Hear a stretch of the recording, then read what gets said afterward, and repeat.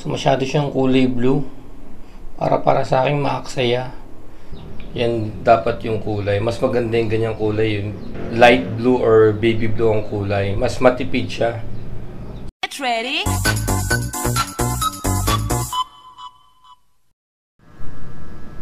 So i-review natin to. Toilet bowl cleaner. Ito yung laman niya sa loob. So parang may buhangin siya sa loob, oh. Siguro pampabigat. So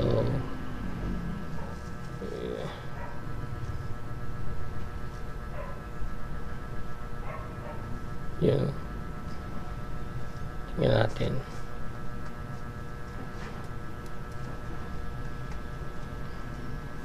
Ay, nabutas niya nga.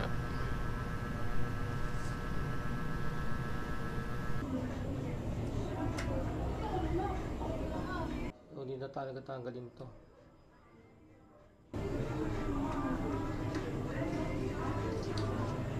Not too tight.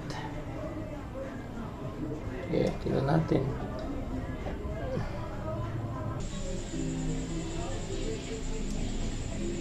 So, balikan natin siya. So, ganyan yun siya ka-blue. So, ganyan naman ka-blue pag sa loob ng tank. Yan o, sobrang blue. So, ito siya after 2 days. So, masyado siyang kulay blue. Para sa akin maaksaya. So, tingnan ko, may gagawin akong diskarte. Tingnan ko kung effective. Kung magiging baby blue lang siya. Kasi masyado siyang almost dark blue na siya, yo. So parang maaksaya para sa akin. So tingnan natin kung mapapagawing baby blue lang siya. Kung gusto nyo ganyan yung kulay ng pagka-blue ng toilet cleaner, ganito lang gawin nyo. So 1 part nito, tapos 2 parts water. So 1 part.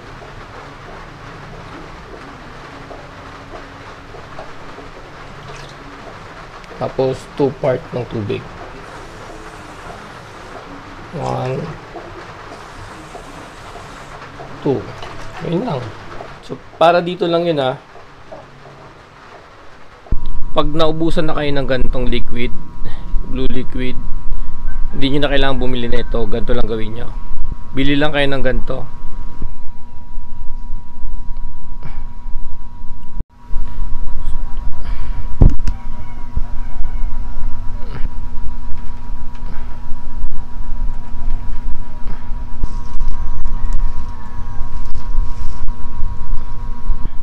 Tingnan lang natin matunaw. Dito sa ginawa nating DIY na toilet cleaner, nasa sa inyo na yun kung gaano kadami tubig ang ilalagay nyo. So about sa lagayan, pwede rin kayong gumamit na ito. Yun, oh. Diba? Tamang-tama lang siya. At kahit wala na siyang laman, hindi siya lulutang. Sakto rin siya sa toilet bowl. So ito yung ginawa natin.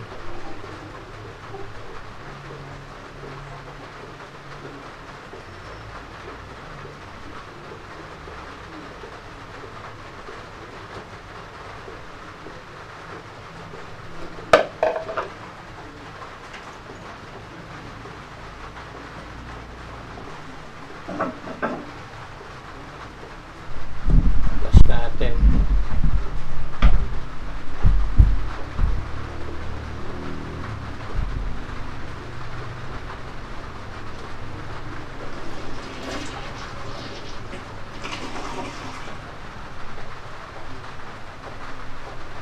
Pag naubos na to, ganito lang gawin nyo. Mas makakatipid kayo ng malaki. Tingnan nyo, sa ganito kalaki, dalawa lang yung nagamit ko. So matatansyan nyo rin yung pagka-blue nya. Kung gusto nyo much lighter blue, damihan nyo lang ng tubig. Pag gusto nyo ganito, so papas ko, ha.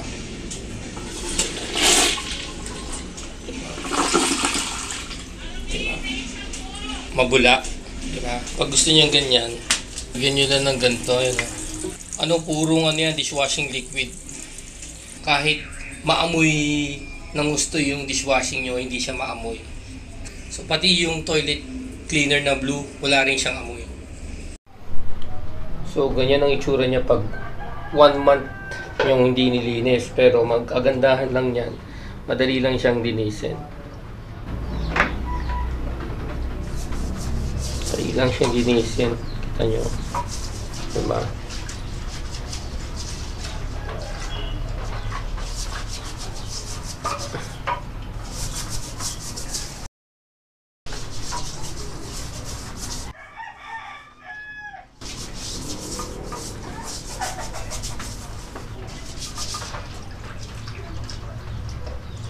Tapos kung gusto nyo mas malinis pa, kiskisin nyo. Kuha lang kayo ng 280 grit na liha or 300 grit. Kasi pag masyado siyang magaspang, madadamage yung coating nito.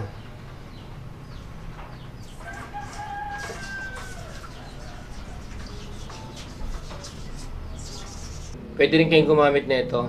Maganda rin to. Kaso lang sa mga sulok-sulok, hindi niya na kaya ito. So, ito yung ginagamit ko.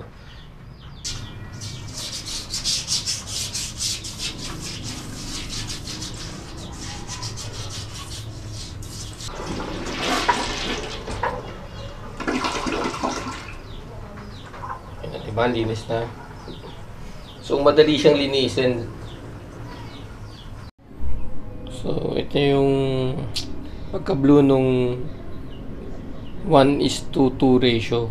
1 part nito, tapos 2 parts ng tubig. Kung ito sinasabi nila na 6 months na tinatagal, pag nilagay natin ng 2 parts ng water nito, nasa 18 months tayong tatagal. Possibly 18 months ang tinagal. Kung 6 months talaga ang tinatagal ng isang bote ng ganito, plus 2 parts water, so 18 months. So, i-flush natin.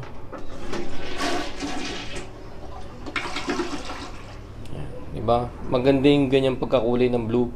Hindi yung sobrang blue na blue.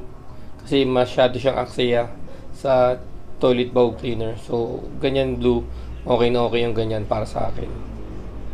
Pwede rin kayong gumamit ng mga ganitong maliliit na yan. Pero pag nilagay nyo, lulutang lang siya. Pero mas mabilis yung pag-mix niya sa tubig. Yung blue liquid, mas madaling mag-mix sa tubig. So, over time, pag tumagal, medyo papasok na yung tubig dito sa loob ng container na to. Kaya, mas magiging light na yung pagka-blue niya. At isa pa, walang walang amoy. Kung sinasabi nilang may amoy, wala siyang kaamoy-amoy. So, pag pinlash mo, wala siyang amoy. So, that's all for this video. And if you like this video, click the like button. And if you haven't subscribed, please do subscribe for more reviews like this, gaming tutorials, key mapping tutorials, and some other content. So, that's all. And see you in my next video. Get ready.